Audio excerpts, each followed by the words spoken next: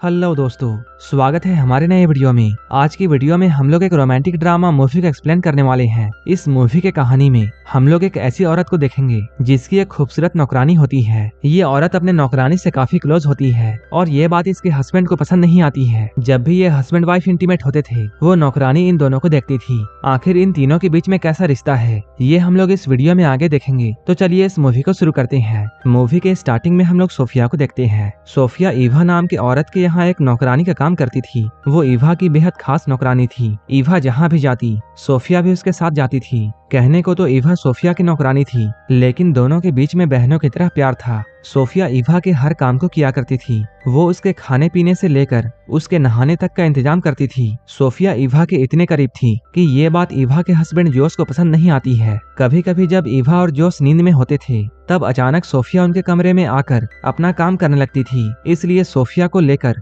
अक्सर ही ईवा और जोस के बीच में झगड़े होते थे। असल में बात ये थी कि कई सालों पहले ईवा का घर जल गया था। उस आग में ईवा की माँ और सोफिया के माता पिता की मौत हो गई थी, जबकि ईवा और सोफिया किसी तरह बच गए थे। इस हादसे के बाद सोफिया अनाथ हो चुकी थी, इसलिए ईवा के पिता ने सोफिया को गोद ले लिया और यहीं पर से ये दोनों बहनों की तरह रहने लगी। लेकिन सोफिया के माता पिता तो नौकर थे, इसलिए बड़ी होकर सोफिया भी घर के काम काज करने लगी। एक रात ईवा के पिता की तबीयत बहुत खराब हो जाती है और तब उन्होंने सोफिया से एक वादा लिया, चाहे कुछ भी हो जाए वो ईवा का साथ नहीं छोड़ेगी। एक दिन जब ईवा नहाने की तैयारी कर रही थी तभी सोफिया खास तरह की जड़ी बूटियां लाती है और उसे पानी में डालकर ईवा को नहलाने लगती है। लेकिन जिस तरीके से वो ईवा को छू रही थी ये देखकर जॉस को काफी बुरा लगता है। जॉस सोफिया से चिढ़ने लगा था, इसलिए वो सोफिया को अब बात बात पर डांटता है। इधर सोफिया अपने आप को खुश रखने की कोशिश करती। वो अपना ध्यान भटकाने के लिए तस्वीरों से भी बातें किया करती थी। ऐसे ही एक रात जब सोफिया अपने कमरे में जा रही थी तभी उसे ईवा के कमरे से आवाजें सुनाई देती हैं। वो यहाँ पर रुक जाती है।